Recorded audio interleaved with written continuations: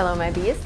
Today I want to talk about breathing and bracing. Breathing and bracing is super important for lifting weights, but it's also important in your daily life to protect your spines.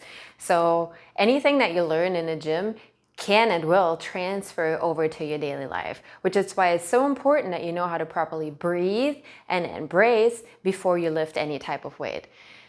All of the motor patterns that you practice in the gym can and will translate into habits that you have in your daily life. So let's talk about breathing a little bit. I'm sure you've heard about diaphragmatic breathing. Basically, the diaphragm is a muscle sheet that runs across your torso, kind of like this. So it's under your lungs, and it's a lid on all of your organs, and then your lungs are on top of it. The way this diaphragm moves is when it contracts, it moves downward, it pushes your organs down, allowing more room for the lungs. So breathing in, right? That's diaphragmatic breathing, contracting the diaphragm, pushing the organs down, allowing air to flow in. As opposed to breathing with your rib cage by raising the ribs and allowing air to flow in that way. So when you're lifting, you don't necessarily want to open the rib cage. You want to rather use your diaphragm to push your organs down and allow air to flow in. Now, just diaphragmatic breathing is not quite enough for bracing. It has to be a connection breath, or also called the piston breath. So we have a second muscular sheet in our body. That's the pelvis. And your pelvic muscles, they sit down here. And they kind of do the same thing, right? They hold on to all of the organs down here and they protect them. So we have the diaphragm up here that moves the organs down. And then we have the pelvic floor down here that keep the organs up. Together, they kind of sandwich your organs like this. So when we talk about the piston breath or the connection breath, you want to use these together. You want to contract your diaphragm, pushing down on your organs, allowing for the lungs to expand. And at the same time, just look straight into my crotch.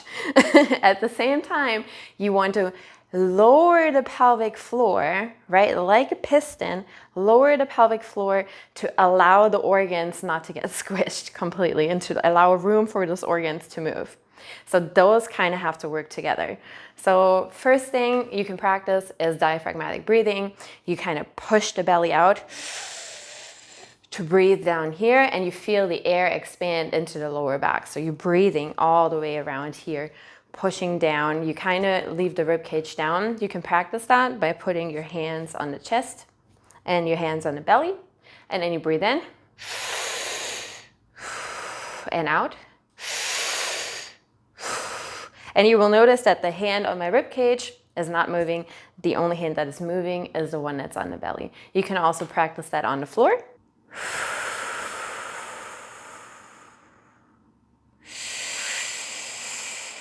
Now, we need to connect the diaphragm to the pelvis. So something you can do is if you have a ball, balls are great for this because they have a little bit of movement to them, right? You're not as solid as on a chair, but a chair will work as well, or you can practice this on the floor as well.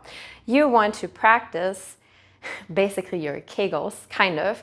This is also important for men. Men also have a pelvic floor. And I must say, a lot of my male clients do not have great control over their pelvic floor. So this is definitely not something that is just for women, even though we oftentimes connect women when it comes to the pelvis, right? So both men and women both have the pelvic floor and a diaphragm, and it is important to learn this piston breath or this connection breath in order to be able to control both of them while you're under load.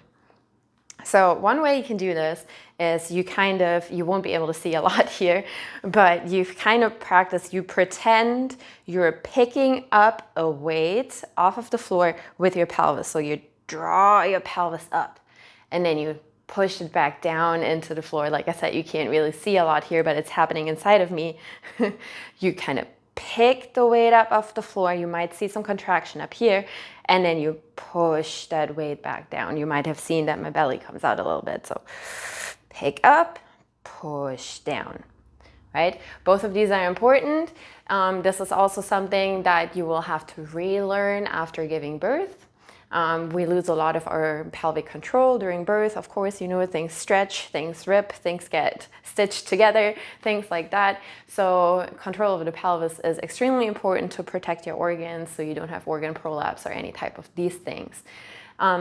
It is also important to mention all of the other muscles that connect with this now for the bracing part, which are your ab muscles. Now, your abs are not just these cool ones that give you the six-pack or the obliques that we all know.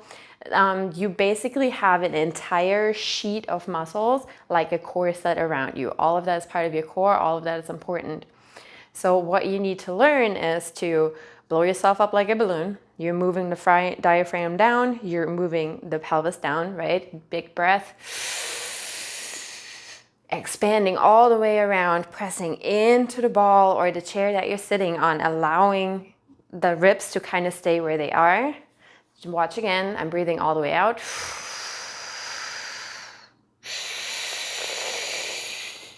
And all the way in. Now you can put your hands kind of around you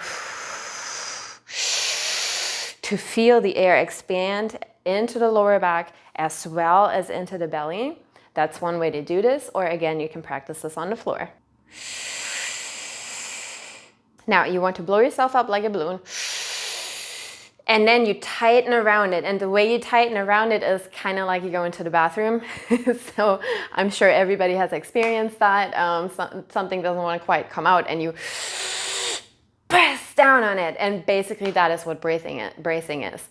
The only difference to the bathroom is that you're not allowing your pelvis to open. So nothing comes out.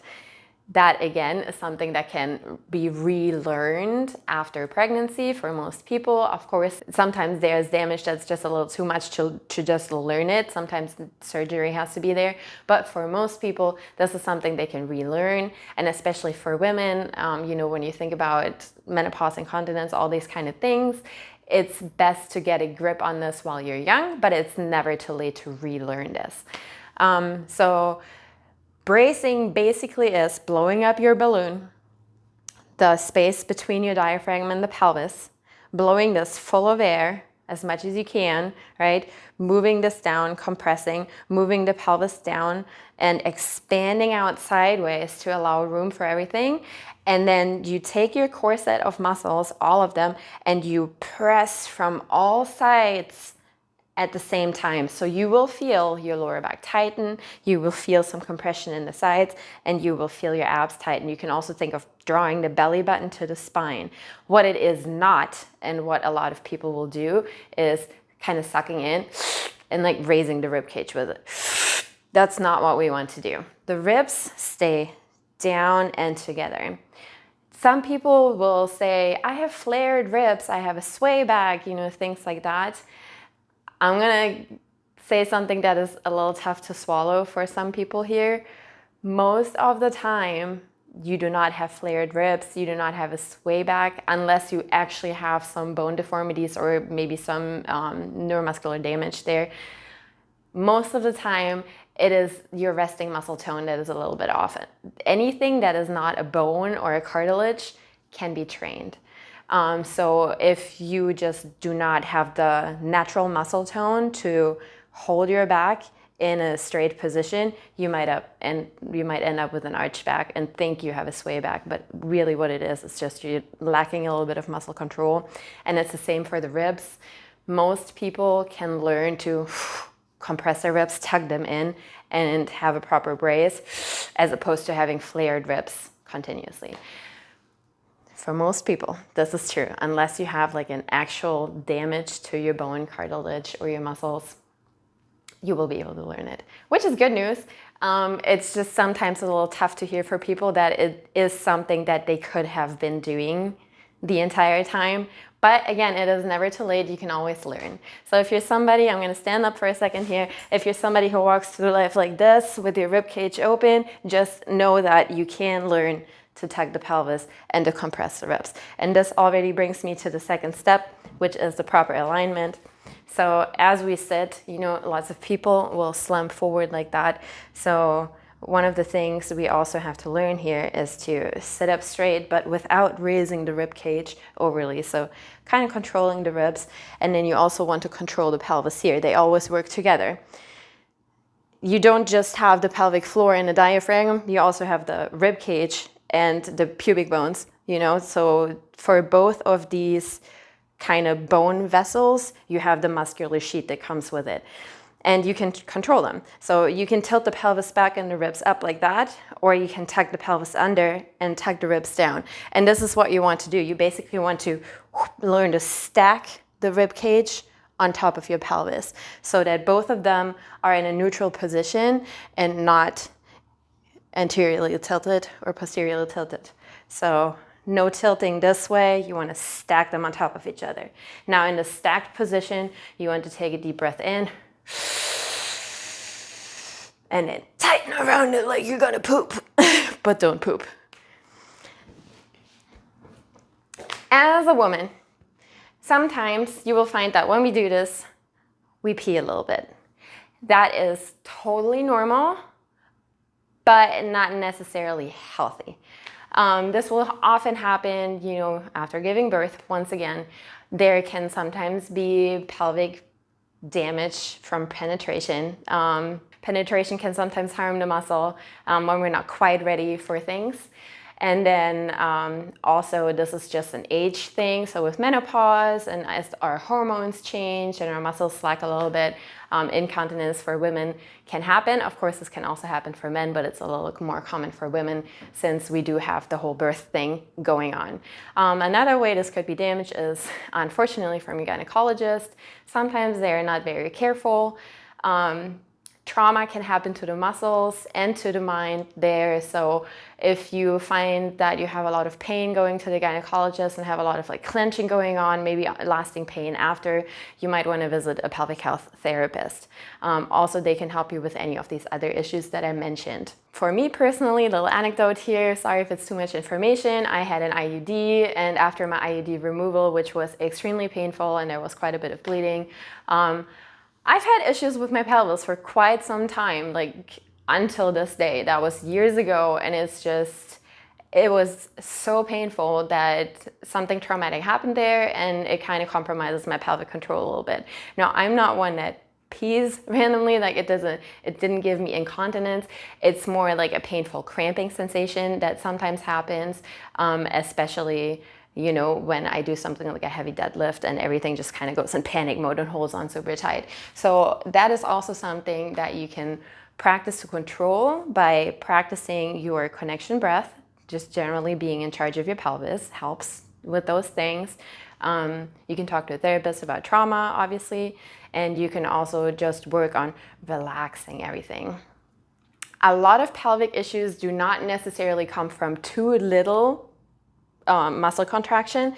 It can often happen that you're just holding on for dear life the entire time, and a muscle that is cramped, you probably notice from your neck, a muscle that is cramped is painful, there is not a lot of movement, and it restricts not just the muscle itself that is cramped, but it also restricts kind of everything else that is around there.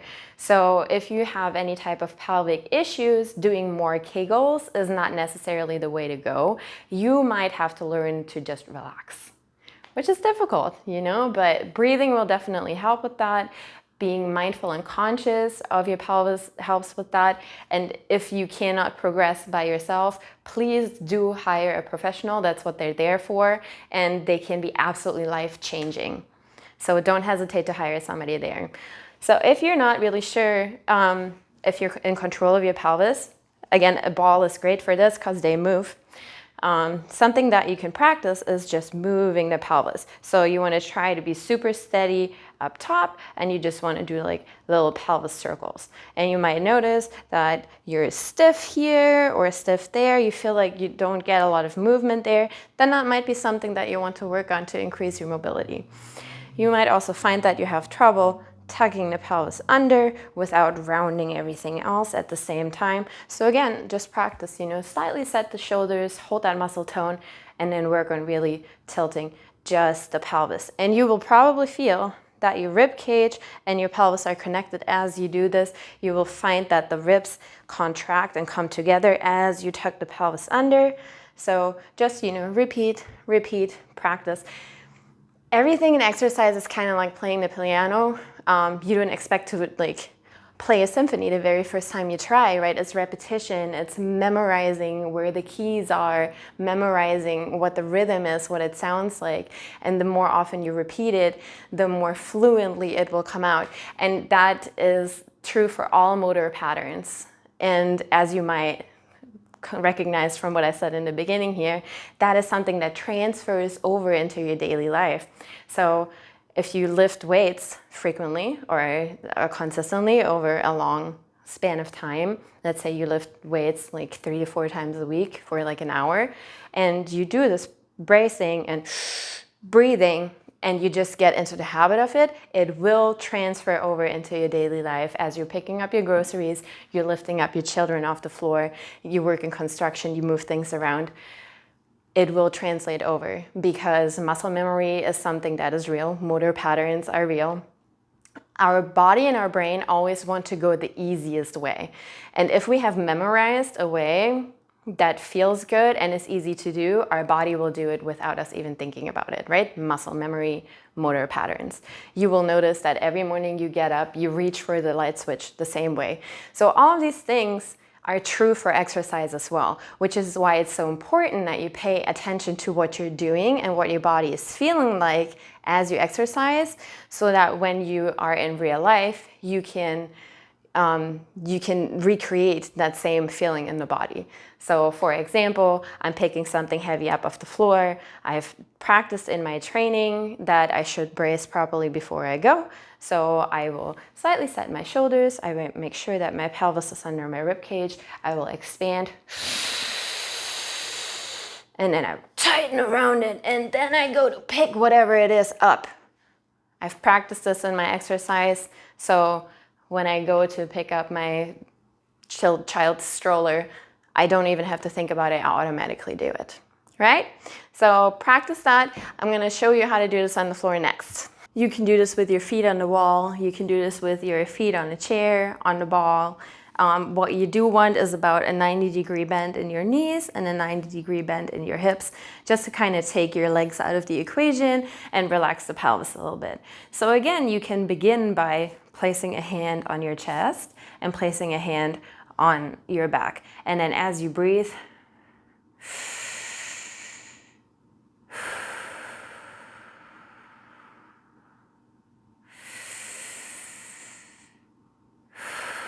you will focus on having movement only on the hand, on the belly, and not on the hand in the chest.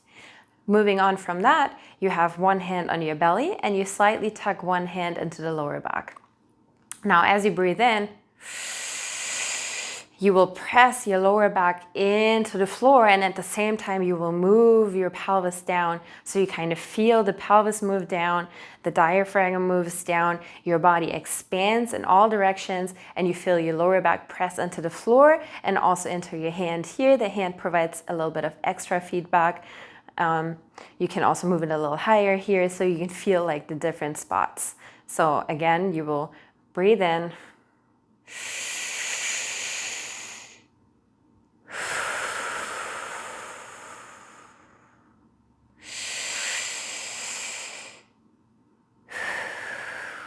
Expanding down into the lower back and pushing the pelvis down. Once you are full of air like that, you can move on to the next one. You practice breathing in.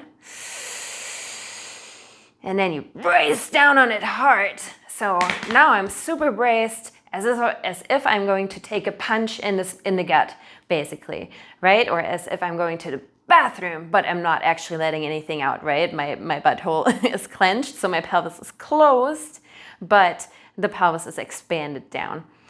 It takes a little bit of practice. I would say if you start doing this and you haven't done this before, just take 5 minutes every day, lay on your back and practice breathing. You can do this before your workout. You can do this in the morning, so you're conscious throughout the day of your breath. But the best way to learn something is to repeat, repeat, repeat.